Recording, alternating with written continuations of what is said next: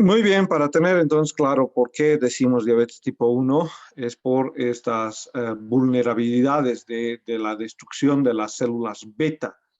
Las células beta tienen esa vulnerabilidad genética a las infecciones víricas, trastornos autoinmunes. Hay muchas personas que tienen trastornos autoinmunes, desarrollan artritis o artritis reumatoidea, pero de orden autoinmune, o lupus eritematoso sistémico de orden autoinmune, o síndrome de Sjögren de orden autoinmune, pero no desarrollan diabetes. Entonces hay una predisposición genética a la destrucción de células beta. Y esa destrucción es lo que nos marca el principio de diagnosticar diabetes tipo 1 o insulino dependiente.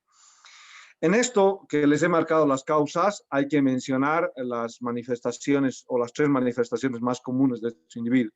Uno, la hiperglicemia, ¿no? La hiperglicemia con las cuales asisten estos individuos. El aumento de la utilización de ácidos grasos, ¿para qué? Con fines energéticos, ¿bien? Aumentan el uso de ácidos grasos.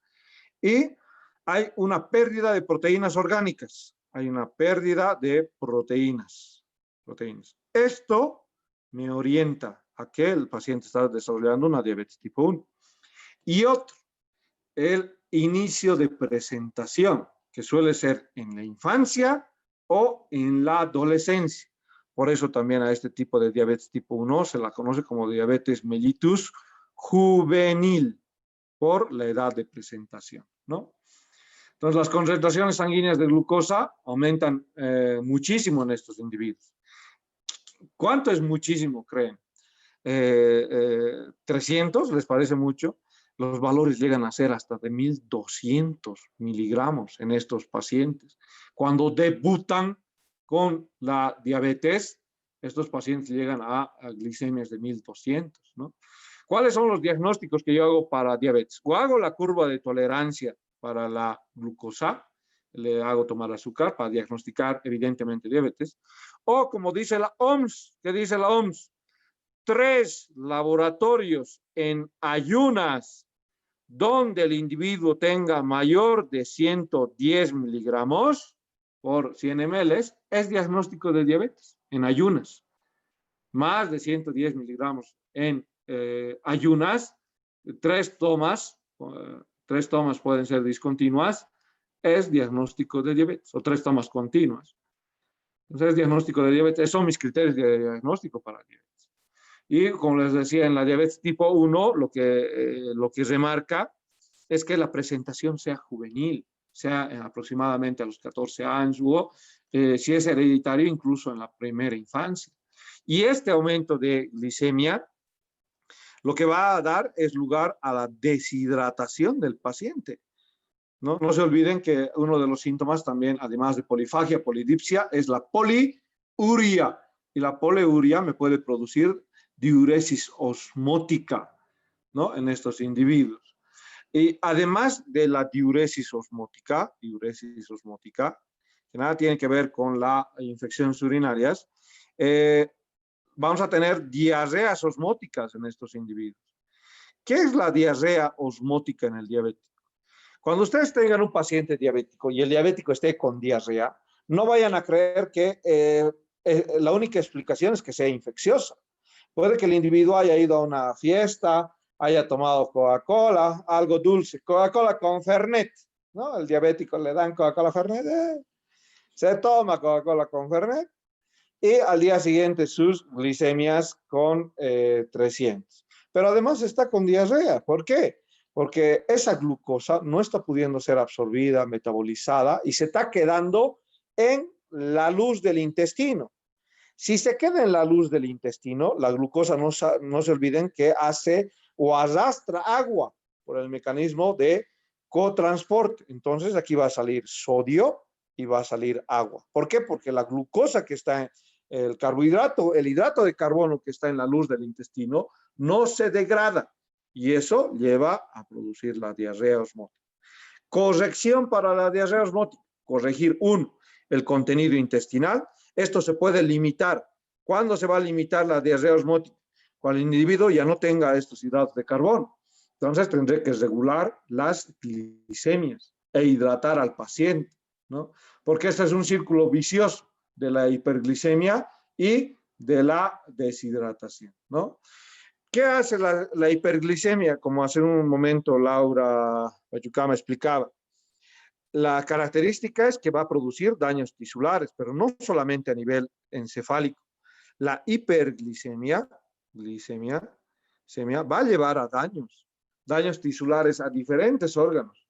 Va a producir riesgo de infarto de miocardio, ictus, insuficiencia renal. ¿Por qué va a producir ese ictus o ese fallo renal? Porque va a empezar a utilizar ácidos grasos este individuo y va a bloquear las distintas arterias, ¿no? Por ese mecanismo de hiperglicemia. Entonces va a contribuir a que se desarrollen y se consuman más ácidos grasos y se produzca acidosis metabólica, ¿no? A la diferencia, la diabetes tipo 2, que es la resistencia a los efectos metabólicos de la insulina. Entonces, la diabetes tipo 2, que es mucho más frecuente que la diabetes tipo 1, alrededor del 90% de los que tienen diabetes tienen de tipo 2, no tienen de tipo 1. Y afecta a qué grupo etario, entre los 50 y 60 años, generalmente. No quiere decir que una persona no le diagnostique a los 30, puedo diagnosticar, pero generalmente entre los 50 y 60 años. Después de diagnosticada a esta edad, los factores de riesgo más importantes para sufrir o padecer diabetes tipo 1 es la obesidad. Les había dicho, a mayor masa corporal, más resistencia a la acción de la insulina, porque vamos a tener más tejido. Y estos efectos graduales a la resistencia van a ser porque el individuo va a generar nuevas células, ¿no? En esa ganancia de peso que está conduciendo a su obesidad. Entonces va a generar resistencia a la insulina. Y estos pacientes obesos van a ocasionar lo que se llama el síndrome metabólico, que además de la obesidad, además de la hiperglicemia, es la hipertensión. La triada forma el síndrome metabólico: obesidad, hiperglicemias y diabetes, obesidad, diabetes y hipertensión. Eso es síndrome metabólico. Algunas otras causas, además de la obesidad, son el exceso de glucocorticoides. Entonces, cuando una persona tiene muchos glucocorticoides,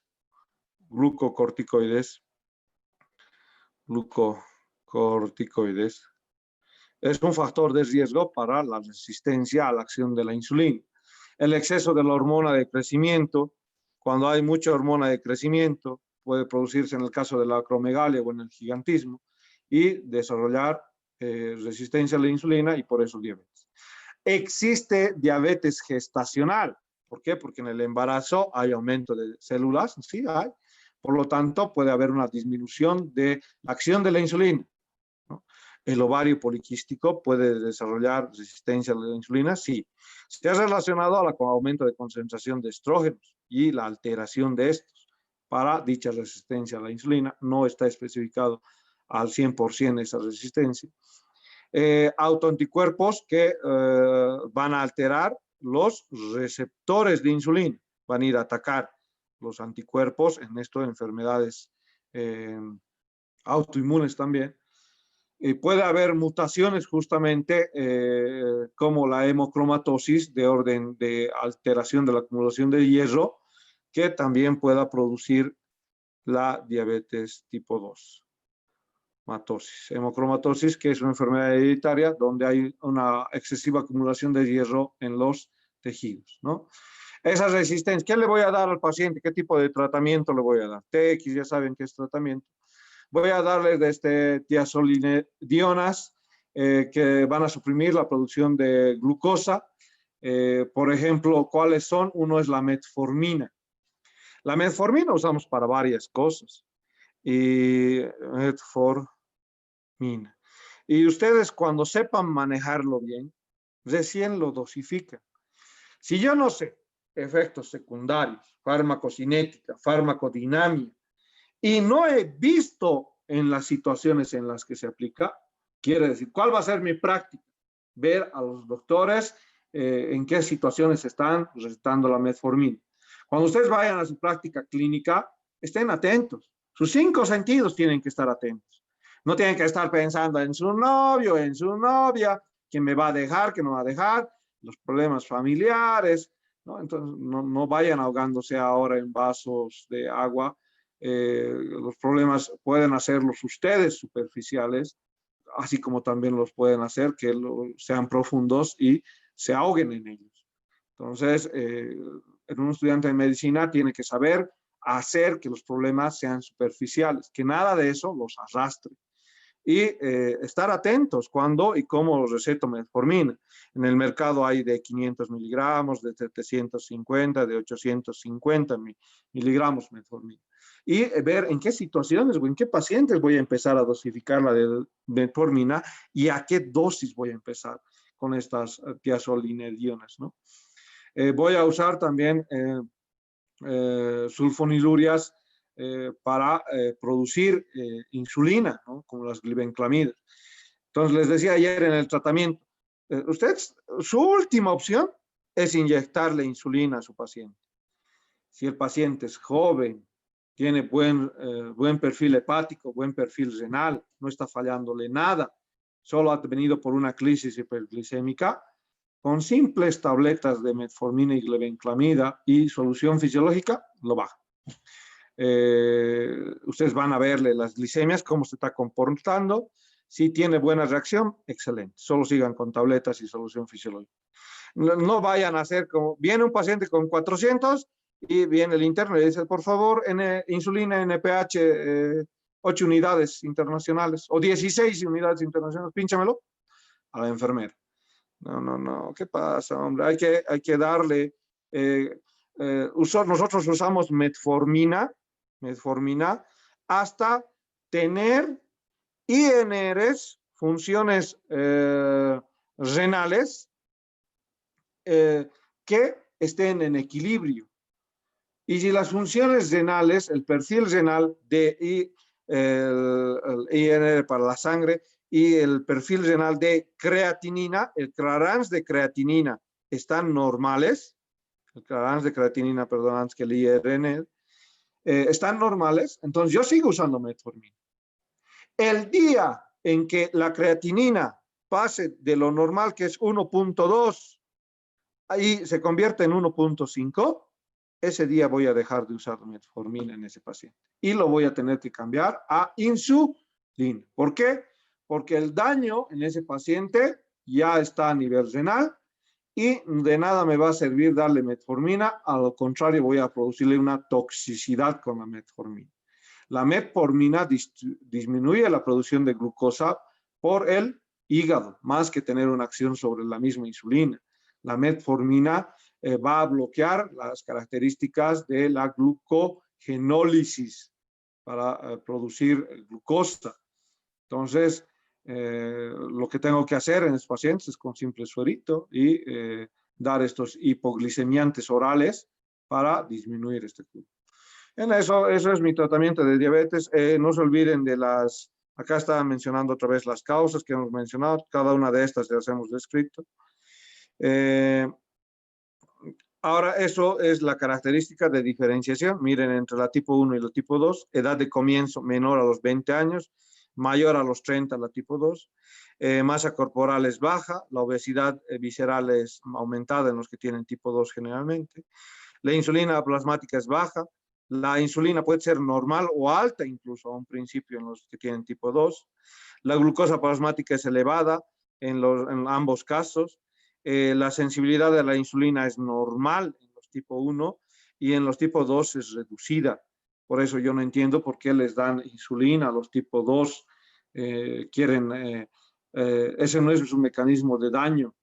No actúa, no hay receptores. Por eso lo primero que tratan de hacer es darle insulina.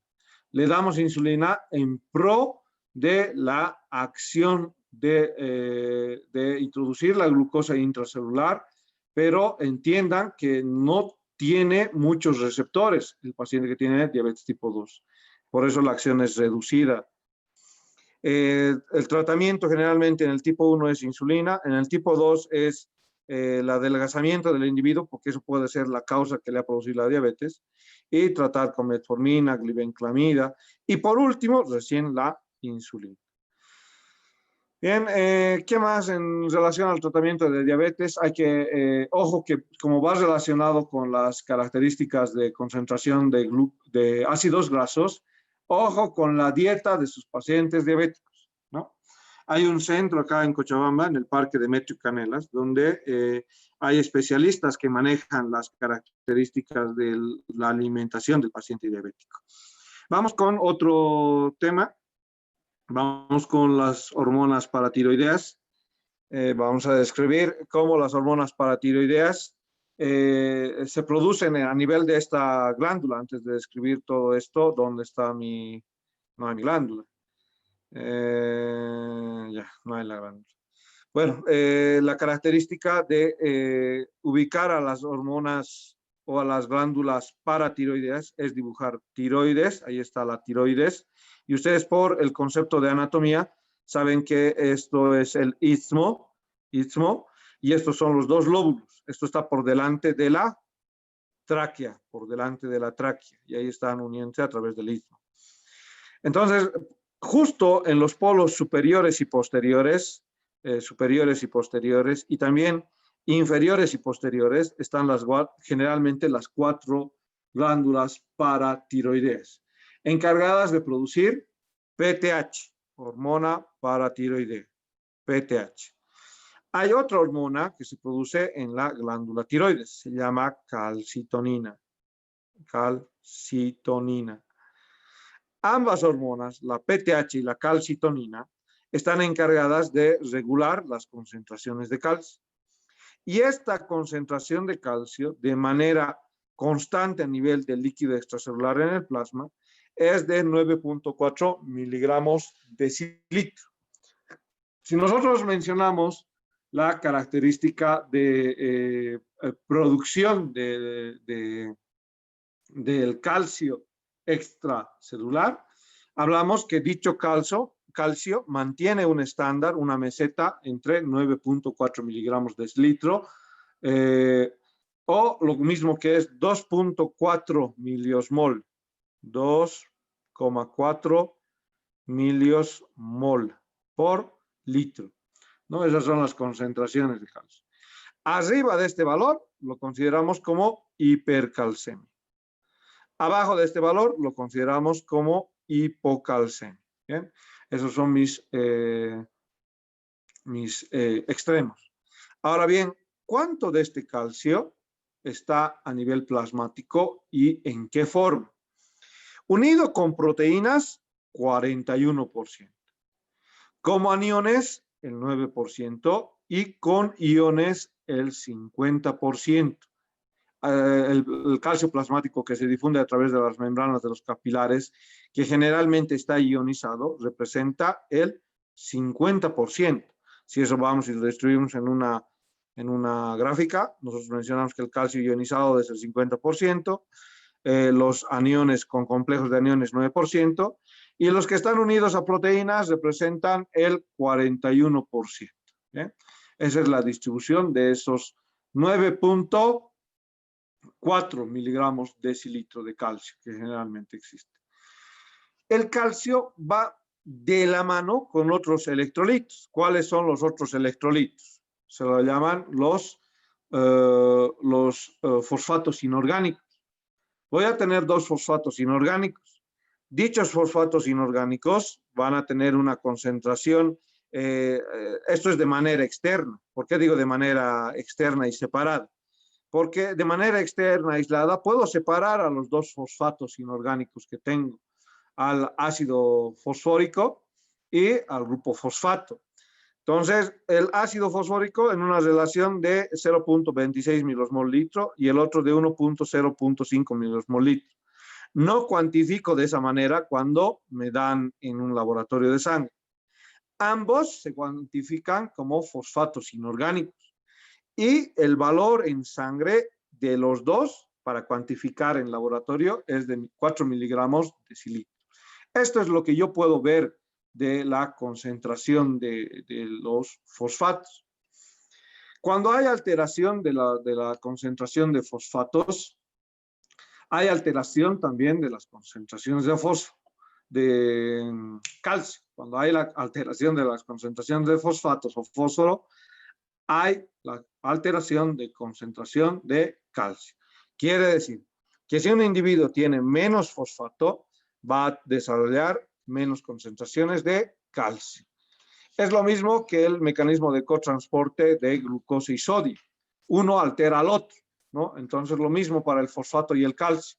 Los efectos fisiológicos que se generan van en torno a este valor. Un rango de parámetro quiere decir entre 3 y 5 miligramos de decilitro, ¿no? Entre 3 y 4 para adultos y entre 4 y 5 para niños, miligramos de decilitro de los fosfatos inorgánicos. Estos fosfatos inorgánicos, como les decía, si se alteran, pueden alterar las concentraciones de calcio. Cuando yo tengo valores de calcio de 6 miligramos de decilitro, ¿cuánto era lo normal? No se olviden, 9.4 miligramos de decilitro. Cuando tengo estos valores, hablo del concepto de hipocalcemia. En esta imagen pueden ver lo que se llama como una tetania. La tetania es una contracción, un espasmo brusco en el músculo esquelético por las alteraciones de calcio. El calcio es importante en nervios, en músculos. No se olviden que en el músculo el calcio permite la unión de los sitios de actina y miocina, ese mecanismo de contracción esquelética que han aprendido. Pero si no hay calcio, lo que voy a tener se llama tetania, y esa tetania es una contracción paradójica, brusca, espasmódica, ¿no? En cualquier parte del cuerpo. Y miren, acá está una alteración de la contracción brusca, paradójica y dolorosa que produce una hipocalcemia. A lo contrario, valores por encima de 9.4, quiere decir por el rango de 12 miligramos, van a producir efectos de la hipercalcemia. Y esos efectos de la hipercalcemia los puedo ver en un electrocardiograma. Si ustedes han aprendido en Fisiología 1 el electrocardiograma, han analizado todo del electrocardiograma, ¿no? Es el complejo Q, R, S, esa es la onda T, ¿no? Y aquí viene la onda P, de la despolarización de las aurículas. ¿Qué dice en el caso de las hipercalcemias? Va a haber un acortamiento de la onda QT, un short de la onda QT. La onda QT va a estar acortada, lo que normalmente debería ser como A, tener toda esta longitud para referirnos a la onda QT. Lo que vamos a tener es que esa onda QT va a estar acortada. Miren la diferencia de amplitud. Ese intervalo QT está alterado en las hipercalcemias. ¿Por qué? Porque hay una mayor hiperactividad en relación al músculo cardíaco. Va a haber pérdida de apetito, va a haber disminución de la contractibilidad de las paredes musculares del tubo digestivo. ¿Quién diría que más bien a lo contrario uno encontraría mayor estimulación por mayor concentración de calcio en el tubo digestivo? Pero a mayor concentración hay alteración de los sitios de afinidad para el calcio. Por eso sucede algo contrario en el músculo liso, una disminución de la contractibilidad de las paredes del músculo. Entonces, en relación a 12 miligramos o más de 15 o 17 miligramos, podemos tener alteraciones como el QT corto, ¿no? Esto que está en la imagen 1 se llama QT corto. ¿Ven por qué se llama QT? Les he marcado, ¿no? Esto es Q, esto es R, esto es S, esto es T, esto es P.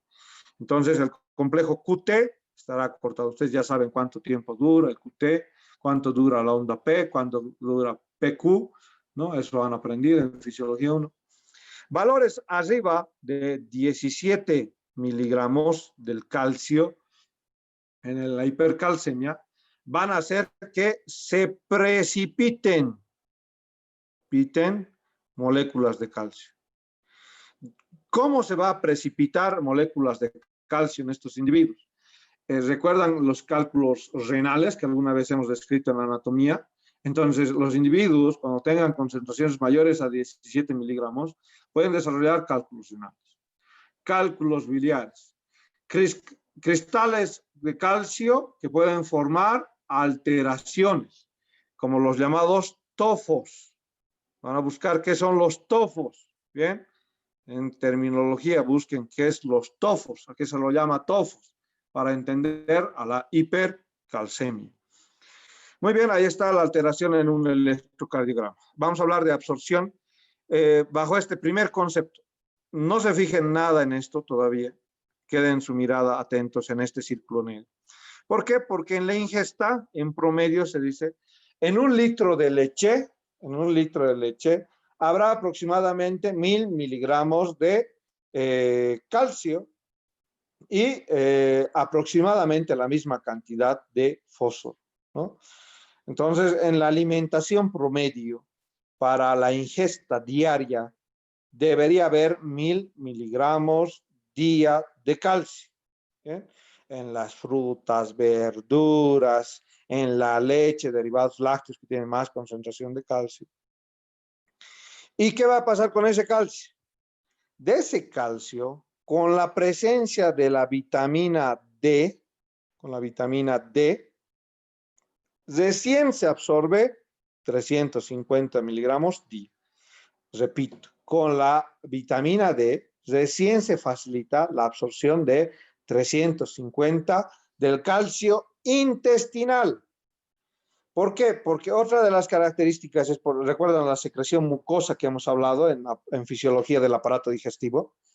Existe 250 miligramos día de calcio secretado en el moco.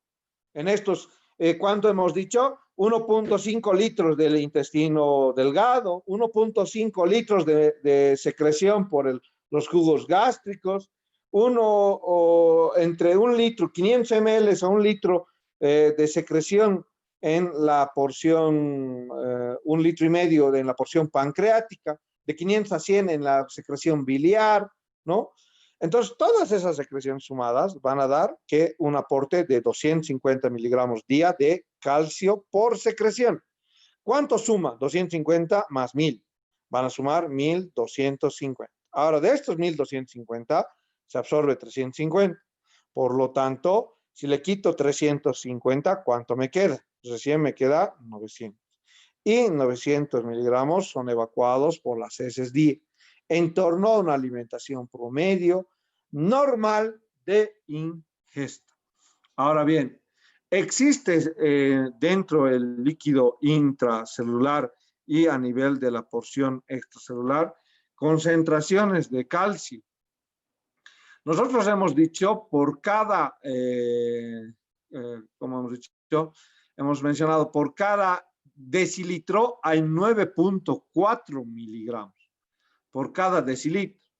¿Cuántos decilitros? Sumados todos los decilitros en el líquido extracelular, vamos a tener que existen 1300 gramos aproximadamente en todo lo que respecta al volumen extracelular, no solamente 9.4 por decilitro, en todo el volumen del líquido extracelular, 1300. De esos 1300 hay que mantener una constante. ¿Y quién va a permitir la constante? Los riñones. ¿Por qué? Porque van a filtrar casi 9.980 miligramos de calcio en todo el día, quiere decir que esta concentración va a circular en 24 horas, va a ir filtrando cerca de 9.980 miligramos. No quiere decir que es la cantidad, sino que el líquido extracelular en frecuencia va a ir más veces al riñón a generar esa filtración de la sangre, va a filtrar 9.980 miligramos y va a reabsorber 9.980 miligramos día. ¿Para qué? Para que se acople a este líquido extracelular de manera constante, ¿no? Esto es cómo trabaja el riñón, reabsorbiendo, filtrando y excretando, porque por la orina también se va a eliminar cerca de 100 miligramos día. El hueso constituye uno de los principales depósitos de calcio, de este calcio que ha sido reabsorbido. No nos olvidemos que para la excreción de calcio y fosfato hay que mencionar las distintas estructuras de la función renal, como las asas de Henle, los túbulos contorneados proximales, que se encargan de este proceso de filtración y reabsorción. Hablando del sistema óseo, el hueso compacto, que es en promedio compuesto por un 30% de matriz y un 70% de sales. Lo que respecta a las concentraciones de calcio, ese calcio que está en la sangre, en toda la circulación, va a ir a depositarse al sistema esquelético, formando los dos conceptos, lo que es las sales, porque 70% de lo que representa el hueso va a estar formado por sales, y un 30% por matriz. ¿Y la matriz quién lo forma? Colágeno. Entonces, este 30% lo está formando la matriz, y esa matriz es colágeno. Colágeno. Colágeno que ahorita vamos a describir cómo va a formarse en sustancia fundamental para la producción del sistema óseo. Este 70% de sales, vamos a hablar de los fosfatos y del calcio. Bien, antes un poquito más de la matriz, mencionar que la matriz tiene diferentes sustancias extracelulares como los proteoglicanos, el sulfato de condroitina y el ácido hialurónico. El ácido hialurónico. Estos tres compuestos orgánicos están formando la parte de la matriz ósea. Las sales, vamos a tener un concepto, la hidroxiapatita. La hidroxiapatita es una sumatoria de las sales. La fórmula principal de esta sal cristalina es esta que está acá, calcio, más el grupo fosfato, más el grupo hidroxilo, están formando esto que se denomina como hidroxiapatita. Las distintas sales, una vez que ya existe la hidroxiapatita, van a ir depositándose solamente a esta matriz. Y para hablar de dicha matriz, hay que mencionar sobre los mecanismos de calcificación ósea. Vayan colocando nombre y grupo, nombre y grupo, nombre y grupo, nombre y grupo, para que yo les hable sobre los mecanismos de la calcificación ósea. Nombre y grupo, nombre y grupo, nombre y grupo.